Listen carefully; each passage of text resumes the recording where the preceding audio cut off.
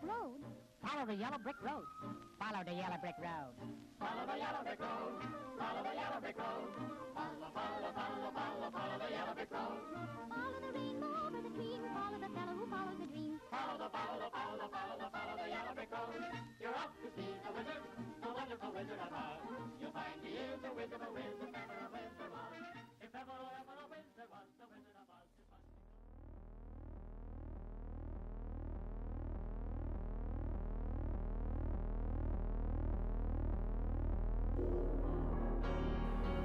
Jak już mówiłem, Tarantino jest takim reżyserem właśnie kochającym detal, kochającym szczegół i swoich widzów także właśnie uczy tego zamiłowania do szczegółu. Zwróciłem, słuchajcie, uwagę, oglądając po raz już nie wiem który ten film, bo jeśli coś jest doskonałe, to można to oglądać w kółko. Zwróciłem uwagę, że właśnie jeden z bohaterów, Joe, jest tam przez chwilę nazwany inaczej i nazwany jest imieniem Joseph, czyli Józef. I mówi to tylko jedna osoba, a mianowicie pan Blond, psychopatyczny, osobny przypadek i dlatego zajmę się nim później.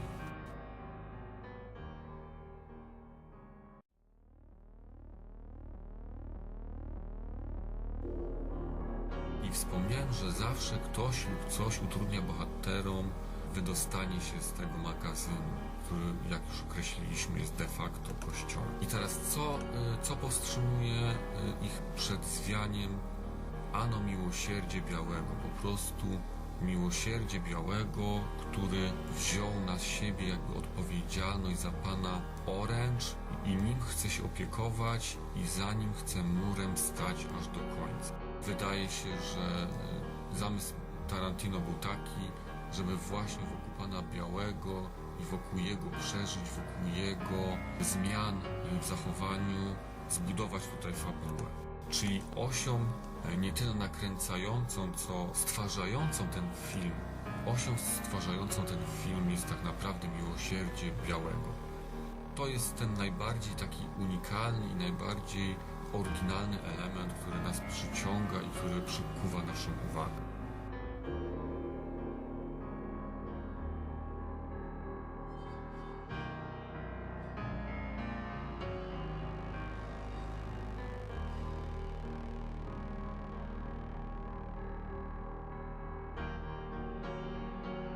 Czyli tutaj to miłosierdzie jest dominującą cechą pana białego. I chciałbym tutaj to powiązać, jakby połączyć z kwestią, którą też tutaj Tarantino cały czas w tym filmie porusza, czyli problemy z tożsamością. Zobaczmy. Jeśli weźmiemy pod uwagę, że główni bohaterowie to tak naprawdę jest trójka tych głównych bohaterów, czyli pan biały, pan różowy i pan orange, pan pomarańczowy, to wszyscy mają problemy z tożsamością. Pan White nie chce być tym, kim jest, a jest psychopatą i właśnie dlatego tak nie cierpi pana Blond.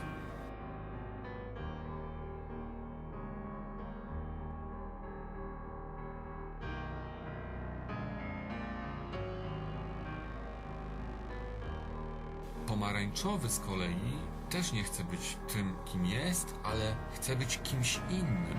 To znaczy, jest to taki bardziej skomplikowany przypadek. Nie tylko nie chce być tym, kim jest, ale chce być kimś innym.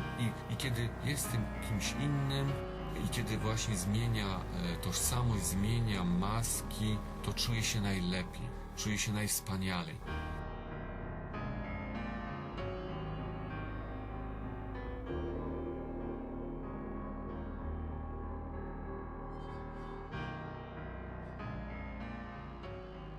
Czuje się cudownie, kiedy może kogoś grać, kiedy może odtwarzać jakąś rolę. Zobaczmy też właśnie sposób, w jaki przyznaje się do swojego prawdziwego nazwiska. Czyli tutaj te problemy z tożsamością jakby wysuwają się na plan pierwszy. Nie wiem, czy ktoś to zauważył. Tak jak mówię, nic u Quentina Tarantino nie jest przypadkowe. Już w pierwszym dialogu właśnie jest tam jakaś taka drobna sprzeczka, kto jest kim, kto kogo zastępuje. Kilka scen później, kolejna scena, też problemy z ustaleniem, kto jest kim. Tak jak mówię, To jest wszystko bardzo przemyślane i wszystko bardzo celowy zabieg, mający właśnie na celu podkreślenie, takie przynajmniej jest moje zdanie, podkreślenie, że właśnie nikt nie jest tym, kim się wydaje być. Czyli tak naprawdę postaci, które oglądamy, reprezentują po prostu pewne ludzkie cechy, pewne ludzkie zachowania. I rozwinę to dalej w następnej partii materiału. A więc tutaj ciągle powtarzające się i z uporem maniaka odmieniane w różnych wersjach problemy jakby z tożsamością, problemy z ustaleniem, kto jest kim. To jest tutaj sygnał od reżysera, że właśnie nikt nie jest tym, kim się wydaje być. Tarantino jest tu bardzo precyzyjny w realizacji swoich zamierzeń, a chodziło po prostu o pokazanie ludzkich zachowań i ludzkich charakterów w akcji.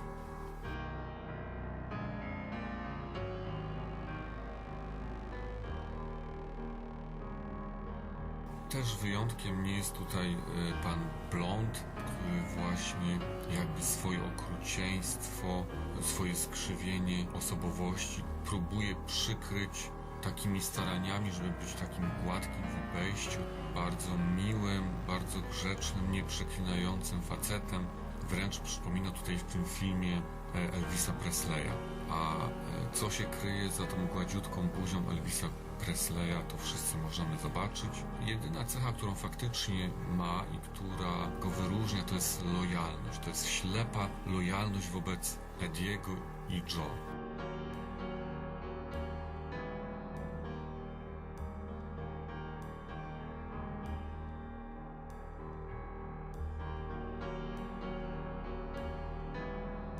Pan Biały jest miłosierny, pan Pomarańczowy jest doskonałym aktorem, pan Blond z kolei chce też być kimś, kim nie jest, a tylko nie gra i nie udaje tak naprawdę pan Różowy. I zobaczcie, jak tu jest skonstruowany cały ten film. Już od początku tak jakby każą nam nie lubić pana Różowego za to, że właśnie nie daje tych napiwków, ale jakby tak się przyjrzeć jego argumentacji, to ma on dużo prawdy, czyli co jest sprawiedliwe.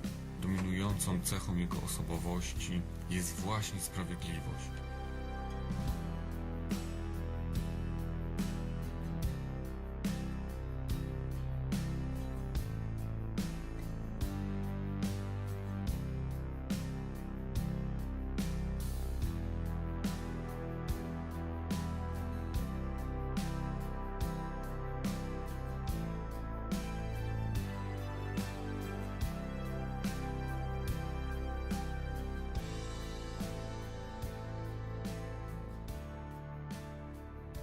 I zobaczcie, jak tu jest pięknie się tutaj splatają różne pomysły i różne domysły, że tak powiem, Tarantino, jak te wszystkie wady charakteru są po kolei eliminowane podczas tych kolejnych zabójstw, a na końcu właśnie jedynym ocalałym jest sprawiedliwy pan Różowy. Tak jakby mówiono, że sprawiedliwość to jest ta najrzadsza, najbardziej cenna cecha, która powinna nas ocalić. Że nie ocali nas ani miłosierdzie, ani jakaś ślepa lojalność, tylko właśnie sprawiedliwość. Czyli widać tutaj, słuchajcie, doskonałą umiejętność Tarantino do budowania właśnie takich postaci kinowych, do budowania takich bohaterów, z którymi można się utożsamić. I kolejna cecha, właśnie a propos tego budowania bohaterów, pokazywania ich zachowań i motywacji, kto jak reaguje na śmierć. Zauważmy, jeśli zrobimy taki podział na policjantów i gangsterów, to jak reagują policjanci na śmierć gangsterów i odwrotnie. Kto jak reaguje na czyjąś śmierć. Dla gangsterów, dla Białego śmierć policjanta to jest tak jakby splunięcie, tak jakby wypicie kieliszka wina. Z kolei śmierć kolegi jest czymś, czego nie można zaakceptować. U pana Pomarańczowego jest na odwrót. Też zwróćmy uwagę, jak reaguje pan Różowy. Jest dosyć bezwzględnym człowiekiem, a jednak na ranę śmiertelną kolegi, którego tak naprawdę prawie nie zna, reaguje i zatrzymuje się. mimo tego swojego początkowego zamiaru, żeby szybko wiać, żeby szybko dawać nogę z tego magazynu, jednak się zatrzymuje i pochyla nad tym umierającym pomarańczowym.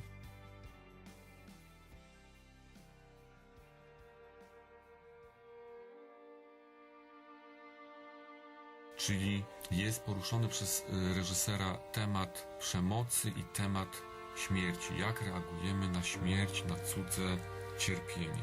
I zauważmy, że jest to właśnie, jesteśmy tutaj jakby w zasięgu myślenia religijnego, no tak jak już tu zauważono.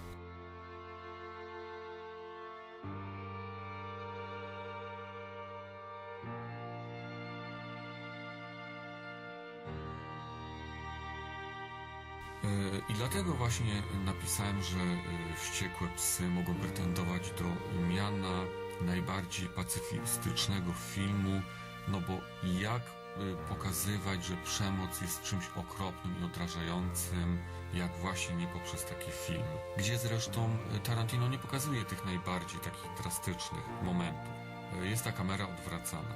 Czyli jest to film pacyfistyczny, nie taplający się tej przemocy tak bezrefleksyjnie, tylko dla samego taniego efektu, tylko pokazujący tą przemoc z różnych stron.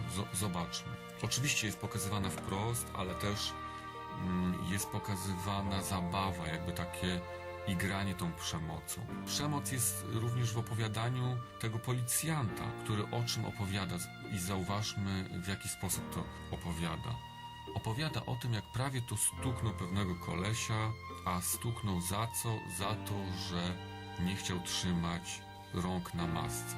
Czyli zobaczmy, że tą przemocą są skażeni nawet policjanci. Ta scena, ta wspaniała scena z tą zmienną narracją nie jest przypadkowa i właśnie pokazuje, że tą przemocą są skażeni wszyscy, nawet policjanci.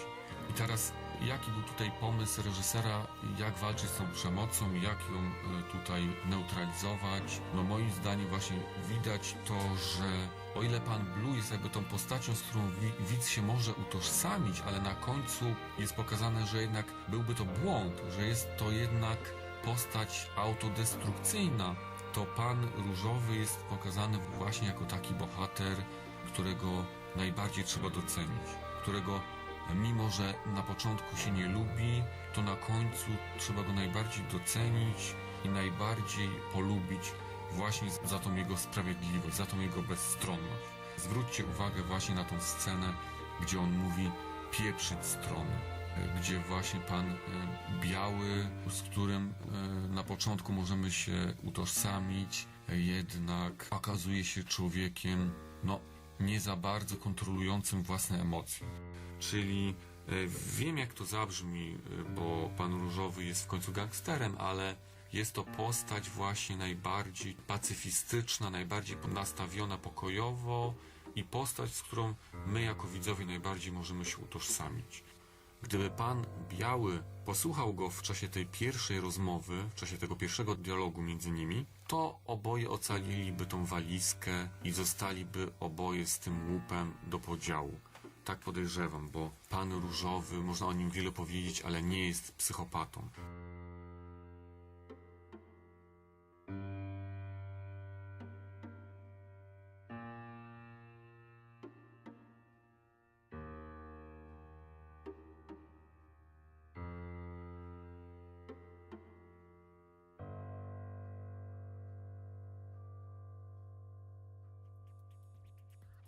I też zauważmy, że jest lojalny, ale nie bezgranicznie lojalny. Czyli tutaj ta bezstronność i zdolność do chłodnej oceny, zdolność do chłodnej analizy jest tutaj tą cechą, która go najbardziej wyróżnia.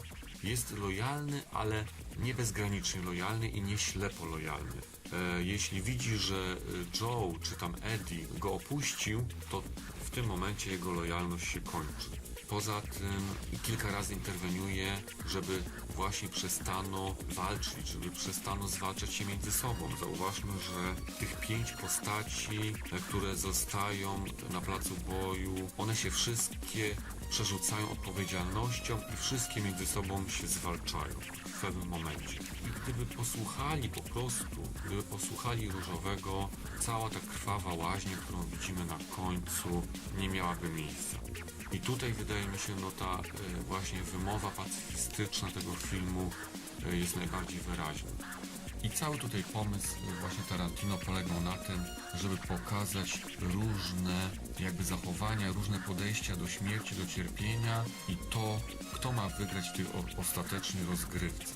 Kto uzyska to w cudzysłowie zbawienie w formie właśnie tej walizki z diamentami.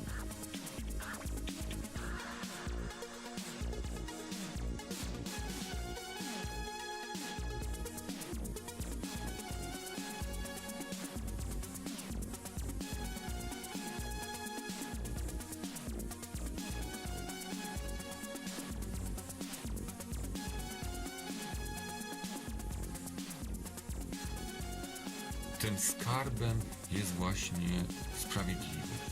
I osiągnie ten największy skarb, tą największą nagrodę nie ten, kto będzie miłosierny, ani nie ten, kto będzie świętym, czy nawet bezgranicznie lojalnym i wiernym, ale właśnie ten sprawiedliwy. I tutaj, moim zdaniem, zawiera się całe przepiękne przesłanie tego filmu.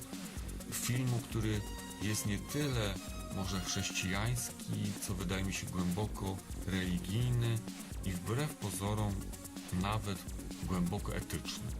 To znaczy, żeby wbrew właśnie własnym namiętnościom, wbrew agresji, wbrew niby przypisanej nam okrutnej naturze, żeby sięgać po tą sprawiedliwość i odwoływać się jak najczęściej do tej sprawiedliwości, do tej bezstronności, bo tylko to nas ocali.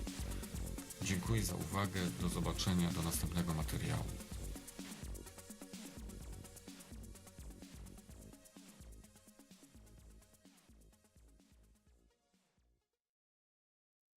I dlaczego na przykład takie gry jak GTA nie są publicznie potępiane, a widzę, że film Tarantino jest publicznie potępiony i mało tego jest określany jako lewacki, co no już dodam na końcu jest najbardziej chyba chybionym określeniem, bo wielka sztuka nie ma ideologii, jest po prostu dobra albo zła i tutaj właśnie mamy do czynienia z wielką sztuką, która jest właśnie bezstronna, jest pozbawiona ideologii i jest wielka przez to, że jest właśnie uniwersalna.